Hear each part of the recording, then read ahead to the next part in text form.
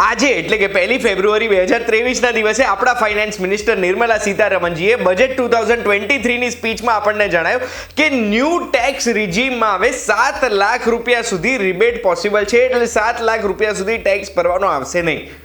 પણ યાર આ બધું સાંભળીને બહુ કન્ફ્યુઝન થાય છે. એટલે 7 લાખ ઉપર ટેક્સ નહીં ભરવાનો, 9 લાખ ઉપર કેટલો ભરવાનો, આ ન્યૂ રેજીમ શું છે, ઓલ્ડ રેજીમ શું હતી, કઈ રીતે ટેક્સ ગણવાનો, આ બધા સવાલોના જો જવાબ તમે મેળવવા માંગતા હોય તો એના માટે ધ્યાનથી સાંભળજો. હું તમને એક વાત કહું.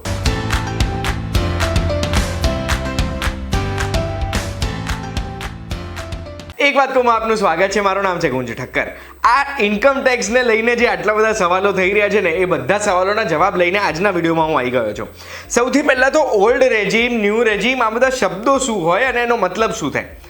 ઓલ્ડ રેજીમ એટલે જૂના નિયમો પ્રમાણનું ઇન્કમ ટેક્સ. ન્યૂ રેજીમ એટલે જે નવા નિયમો છે એ પ્રમાણનું ઇન્કમ ટેક્સ. ઓલ્ડ રેજીમમાં કેવું હતું કે અગર તમારી આવક 2.5 લાખ રૂપિયા સુધીની છે ને વાર્ષિક, તો એવા સંજોગોમાં 0% ટેક્સ હતું. 2.5 થી 5 લાખ સુધીની આવક ઉપર 5%, 5 લાખથી 7.5 લાખ ઉપર 15%, 7.5 લાખથી 10 લાખ ઉપર 20% અને 10 લાખથી ઉપરની આવક ઉપર 30% ટેક્સ આપણે ભરવું પડતું હતું. પણ આપણે આવક ઉપર નેટ ટેક્સ ભરવાનું ના આવે. આ જે આવક હોય ને એમાં આપણને સ્ટાન્ડર્ડ ડિડક્શન્સ મળતા હતા. આ ડિડક્શન્સ સેક્શન 80 ઓફ ઇન્કમ ટેક્સ એક્ટમાં લખેલા છે અને અલગ અલગ પુષ્કળ ડિડક્શન મળે. એક કેલ્ક્યુલેશન પ્રમાણે તો આપણે 14-15 લાખ રૂપિયા સુધીની આવક હોય તો બી આપણે ડિડક્શન મેળવીને ઝીરો ટેક્સ કરી શકીએ, અગર આપણે આ ડિડક્શન પ્રમાણેના ખર્ચા કરેલા હોય કે ઇન્વેસ્ટમેન્ટ કરેલા હોય. એની સામે આ ન્યૂ ટેક્સ રેજીમ આપણા દેશમાં ઇન્ટ્રોડ્યુસ કરવામાં આવી હતી એવા લોકો માટે જે લોકોને આ બધા કેલ્ક્યુલેશન કરવામાં કંટાળો આવે છે કે યાર આટલી આવક છે એના ઉપર આ ડિડક્શન ગણો, એના ઉપર આટલું ટેક્સ ગણો અને પછી એ ટેક્સ ભરો. એ નથી કરવું તો નેટ તમારી કેટલી આવક છે એ આવકની સ્લેબ પ્રમાણે, એના પર્સેન્ટેજ પ્રમાણે તમારે ટેક્સ ભરવાનું. એ છે ન્યૂ રેજીમ. ન્યૂ રેજીમમાં પહેલા 2.5 લાખથી 5 લાખ, 5 લાખથી 7.5 લાખ એવી રીતે અલગ અલગ સ્લેબ હતા. 7 અલગ સ્લેબ હતા જે ચેન્જ કરીને 2023ની સ્પીચમાં ટોટલ 5 સ્લેબ કરી દીધા છે, 3-3 લાખ વાળા. એટલે 0 to 3 લાખ સુધીની આવક ઉપર કોઈ પણ ટેક્સ નહીં. 3 લાખથી 6 લાખ ઉપર 5% ટેક્સ, 6 લાખથી 9 લાખ ઉપર 10% ટેક્સ, 9 લાખથી 12 લાખ ઉપર 15% ટેક્સ, 12 લાખથી 15 લાખ ઉપર 20% ટેક્સ અને 15 લાખથી વધુ આવક હોય તો એવા સંજોગોમાં 30% ટેક્સ. પણ આમાં એક ડિડક્શનની વાત કરી હતી કે 7 લાખ રૂપિયા સુધી તમને રિબેટ મળી જશે, 7 લાખ રૂપિયાની આવક ઉપર ટેક્સ નહીં ભરવો પડે. તો એનો મતલબ શું થયો? એનો મતલબ એ થયો કે અગર જો 7 લાખ રૂપિયા સુધીની આવક છે તો આપણે ટેક્સ ગણવા જઈએ ને તો 3 લાખથી 6 લાખના 5% ગણવાના છે, એટલે એ 3 લાખ રૂપિયાના 5% લેખે 15,000 રૂપિયા થયા. આપણી આવક 7 લાખ છે એટલે 6 લાખથી 7 લાખના 1 લાખ ઉપર આપણે 10% ટેક્સ ગણવાનો, એ 10,000 રૂપિયા થયા. 15,000 અને 10,000 આપણે ઉમેરીશું એટલે 25,000 રૂપિયા આપણે ટેક્સ ભરવાનો આવ્યો, જે આપણને રિબેટ મળી જશે, એટલે એ ટેક્સ આપણે ભરવાનો આવશે નહીં. પણ જો 9 લાખ અગર આપણી આવક છે તો એમાં 7 લાખ વાળું ડિડક્શન નહીં મળે. 9 લાખ આવક હશે તો આપણા ફાઇનાન્સ મિનિસ્ટરે આપણને જણાવ્યું કે આપણે ટેક્સ ભરવો પડશે 45,000 રૂપિયા. કેમ? કારણ કે 3 થી 6 ના 15,000 આપણે ગણ્યા.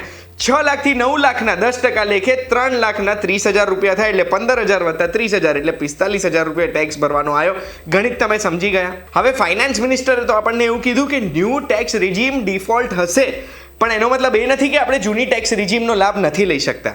ન્યૂ ટેક્સ રિજીમનો ફાયદો શું છે કે અગર આપણી આવક 7 લાખ રૂપિયા સુધી છે ને તો એમાં આપણને 1.5 લાખ રૂપિયા વધારે વાપરવા મળે છે અને ટેક્સ ભરવાનો નથી આવતો. કઈ રીતે?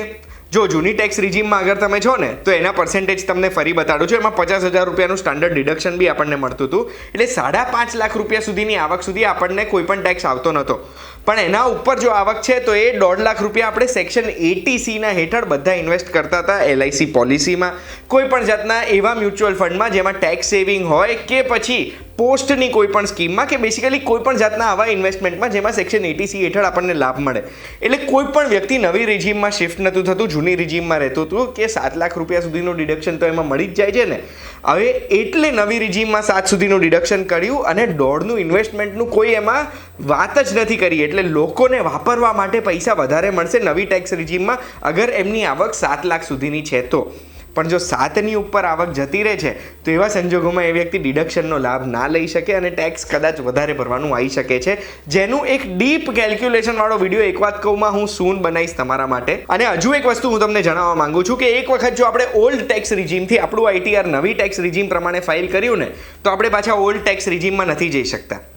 આ જે ડિડક્શન આપણને મળે છે સેક્શન 80C માટે આપણે જે ટેક્સ બચાવવા રોકાણ કરીએ છીએ એ આપણને જ આગળ જઈને કમ્પાઉન્ડ ઇન્ટરેસ્ટ સાથે એક મૂડી પાછી મળતી હોય છે. એ મૂડી માટે આમાં કોઈ વ્યવસ્થા કરેલી નથી. એટલે કોઈ પણ વ્યક્તિ ઇન્વેસ્ટમેન્ટ કરવું છે તો એ વ્યક્તિએ દિલથી ઈચ્છા કરીને ઇન્વેસ્ટમેન્ટ કરવું પડશે ને પોતાના ખર્ચા ઉપર કાપ મૂકવો પડશે. કોઈ પણ પ્રેશર કે ફોર્સ નહીં હોય એમની ઉપર. આશા રાખું છું આ વિડીયોથી ઓલ્ડ રિજીમ ન્યૂ રિજીમ તમે સમજી ગયા હશો. 7 લાખ સુધીનું ડિડક્શન અને 9 લાખ ઉપર કેટલું ટેક્સ છે એ પણ તમે સમજી ગયા હશો. આ માહિતી તમને ગમી છે, એનાથી કંઈ સમજ પડી છે કે હજુ કોઈ કન્ફ્યુઝન થયું છે, મને કમેન્ટમાં જણાવજો. આપણે એક વાત કોમાં ફરી મળીશું. ધન્યવાદ.